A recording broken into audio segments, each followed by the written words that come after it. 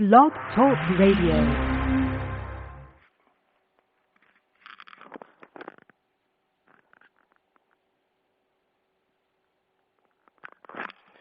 Boa noite, amigos. Estamos aqui começando mais uma emissão do True Outspeak, Sinceridade e Fato. Como sempre, vou começar lendo aqui o editorial do Diário do Comércio, que eu acabei de enviar para lá. O título é Por Baixo da Mesa. Irmão siamês do desconstrucionismo, o multiculturalismo é assim definido por um professor uspiano. Abre aspas. Não tem sentido falar de verdade tout court, só de verdade para um determinado grupo cultural. O multiculturalismo apregoa uma visão caleidoscópica da vida e da fertilidade do espírito humano, na qual cada indivíduo transcende o marco estreito da sua própria formação cultural e é capaz de ver, sentir e interpretar por meio de outras apreciações culturais. O modelo humano resultante é tolerante, compreensivo, amplo, sensível e fundamentalmente rico. A capacidade interpretativa, de observação e até emotiva se multiplica. Fecha aspas. Isso foi escrito por Roberto Fernandes no artigo Multiculturalismo Intelectual, revista da USP de junho a agosto de 1999. Qualquer pessoa que saiba ler e não tenha passado pela USP percebe que o projeto multiculturalista, assim definido, e essa definição não diverge de outras tantas que circulam nos meios universitários, se estrangula a si próprio no bercinho. Se toda verdade está condicionada à visão de um determinado grupo cultural, ninguém pode, aspas, transcender o marco estreito da sua própria formação cultural, fecha aspas, e muito menos, aspas, ver, sentir e interpretar por meio de outras apreciações culturais, fecha aspas. Se alguém consegue saltar por cima das fronteiras culturais, é porque há uma verdade acima de todas elas e essa verdade é acessível à inteligência humana. O multiculturalismo consiste, portanto, em fazer na prática aquilo mesmo que na teoria ele proclama ser impossível.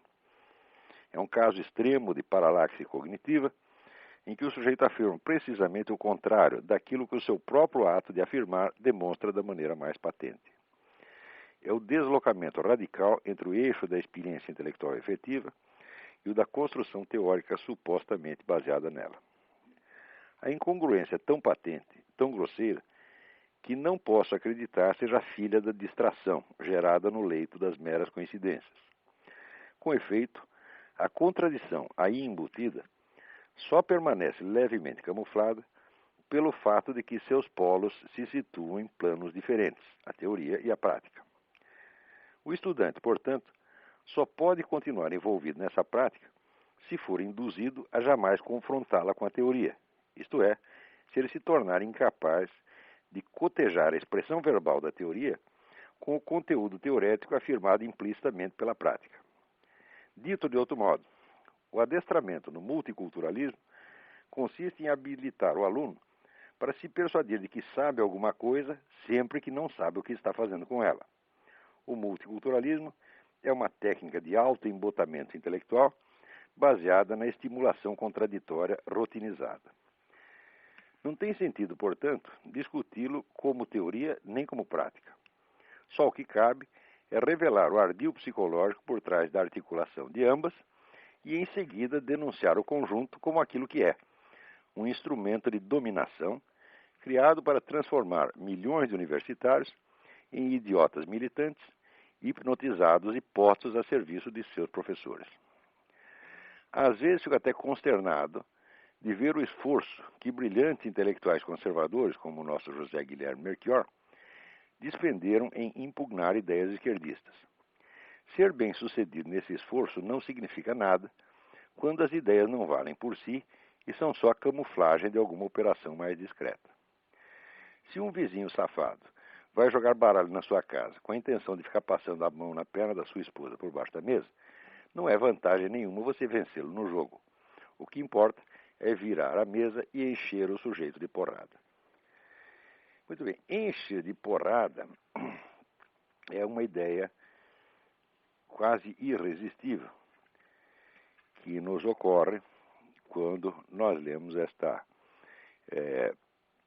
esta denúncia apresentada aí no Mídia Sem Máscara pelo meu amigo Ipojuca Pontes, sobre a nova tradução do livro de Fyodor Dostoiévski, Os Demônios. Os Demônios é um dos melhores romances já escritos no universo e uma obra absolutamente indispensável para a compreensão do mundo moderno.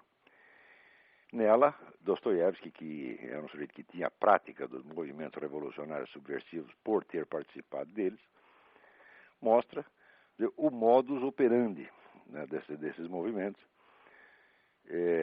e, de fato, profetiza todo o desenvolvimento posterior do estado de coisas na Rússia, com a revolução, o advento do comunismo, o genocídio, etc, etc.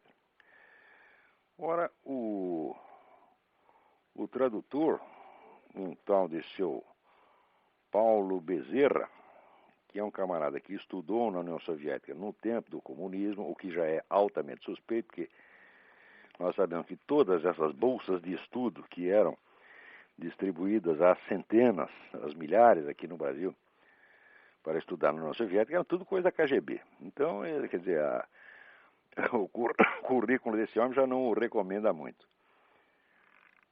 Mas o Paulo Bezerra, na apresentação que ele faz do livro, ele procura dar a ideia de que Dostoiévski não está denunciando o comunismo, apenas o stalinismo. Eu digo, ora, peraí, Dostoiévski não era tão profeta assim. Quer dizer, para prever que dentro do fenômeno geral chamado comunismo ia aparecer especificamente uma variante chamada stalinista. Não, ao contrário, vamos dizer, o mal, a brutalidade, a má intenção que ele denuncia são do movimento socialista em geral, do movimento materialista, do movimento revolucionário em geral. Ele está falando contra todo mundo, anarquista, socialista, comunista, todo mundo. E o sujeito tenta aqui, vamos dizer, limpar a barra do movimento comunista e aproveita para falar do mal do George Bush. Quer dizer, o George Bush então seria culpado de todo o mal que está sendo denunciado pelo Dostoiévski. Ora, isto é de uma vigarice absolutamente intolerável. Quer dizer, o que se pode fazer com esse seu Paulo Bezerra? Cuspir-lhe na cara, né? Acho que não adianta nada, porque o sujeito tem cara de pau, nem isso vai se tocar. Né? Mas fique aqui claro que esse seu Paulo Bezerra é um vigarista intelectual de marca, tá certo? Alguém cujo trabalho certamente não tem valor nenhum e que deve ser solenemente ignorado. Fica aqui registrado o protesto contra essa editora 54, que confia num vagabundo desse. Tá? Quando existem tantas traduções anteriores de Dostoiévski, algumas muito boas. Eu ainda acho que aquela edição da antiga José Olímpio, que tinha uma edição em 10 volumes, ainda é o melhor. E a própria edição Aguilar, embora as introduções não sejam muito adequadas, também é uma edição boa. Então evitem a edição da editora 54. Não comprem essa porcaria. Leiam, prefiram ler até Dostoiévski, alguma outra tradução, leiam até em malaio, se for o caso, mas não comprem a edição da editora 34, que tem o serviço desse seu Paulo Bezerra, ou Paulo Vaca, que é uma porcaria. Seu Paulo Bezerra, procura outro emprego. O senhor na esfera intelectual é um verdadeiro bosta. Esqueça. Vai trabalhar de frentista de posto de gasolina, tá certo? Vai ser banqueiro de bicho, vai fazer alguma coisa decente. O que você está fazendo é uma pouca vergonha. Muito bem. Agora, uma outra coisa maravilhosa que teve aqui nesta semana é, vamos dizer, a matéria da revista Piauí. Vocês podem encontrar no site www.revistapiauí.com.br/2006/10 em letras DEZ/perfil.htm. Ou então vai só na página revistapiauí.com.br e lá dentro vocês procuram. Tem uma matéria escrita pelo Luiz Macluf Carvalho chamada O Ortodoxo. Vocês sabem quem é o Ortodoxo? É o nosso velho e inesquecível Marquês de Sade. Ele diz umas coisas aqui, mas tão fabulosas que eu custo a crer. Ele, quando a gente pensa que ele chegou vamos dizer, no ápice da vigarice, ele se transcende, né? Ele dá uma volta por cima e consegue inventar um negócio que acho que ele mesmo não acreditaria uns meses antes. Ele, por exemplo, ele dá aqui a definição da burguesia. Prestem atenção. A burguesia é uma classe privada que tira suas vantagens através do Estado, né? Digo, bom, no Brasil, de fato, acontece isso. A burguesia brasileira, né, ela vive de sugar o Estado. Por isto mesmo, é a burguesia, como dizer, a burguesia progressista, como se chamava o antigo Partido Comunista. Ela sempre está namorando com a esquerda e ajudando esse pessoal da esquerda e paparicando, né, intelectualerdas como o próprio Emir Sader. Agora, esse negócio de ser uma classe privada que tira vantagem através do Estado, o próprio doutor Emir Sader, ele ilustra isso com a sua pessoa de uma maneira extraordinária através dessa enciclopédia contemporânea da América Latina e do Caribe, que ele dirigiu e publicou, que é um volume de 1.348 páginas, com capa dura, papel couché, e custa R$190. O livro, como sempre, tem um montão de patrocinadores. Aqui, Petrobras, Eletrobras, BNDES. Estão vendo? A burguesia tirando vantagem através do Estado. E também tem três apoiadores também estatais: Caixa Econômica Federal, Banco do Brasil e Ministério da Cultura.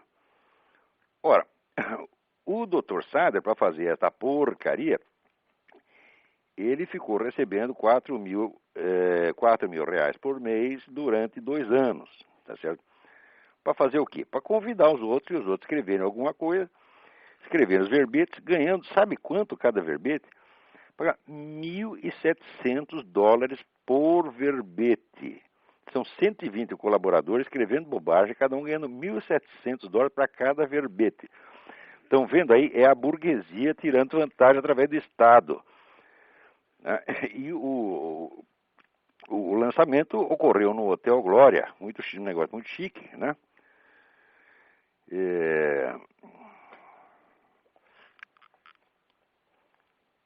E tá aqui, o livro saiu com 1.040 fotos, 136 tabelas.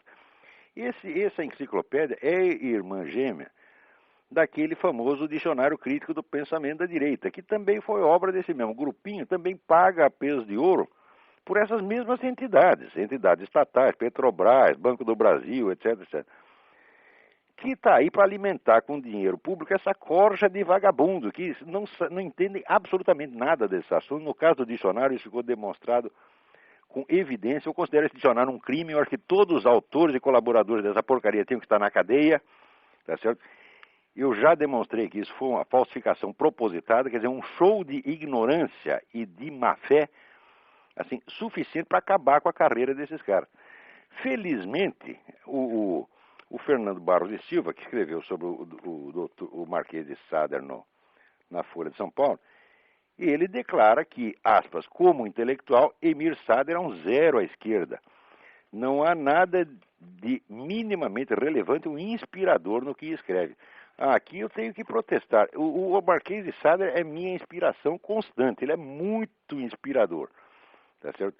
Não posso aceitar essa declaração do Fernando Barros de Silva. Agora, eu achei mais lindo o comentário do próprio Emir Sader com relação ao que o Fernando escreveu dele. Ele diz: fiquei chocado com a violência e o reducionismo. Você sabe o que é reducionismo? Reducionismo é um vício teorético no qual, vamos dizer, todos os fatores em jogo são reduzidos a um só, por um viés teórico. O que isso tem a ver com o que o Fernando Barros de Silva fez? O Marquês, ele não sabia. Ele estava procurando alguma palavra, queria acusar o Fernando de alguma coisa, não achou nada, falou reducionismo. Né? Podia acusar de viadagem, de estelionato, qualquer coisa, não achou, não, fica reducionismo. Tá bom? Quer dizer, é um xingamento apenas. Mas o debate cultural no Brasil é realmente isto aqui. Né?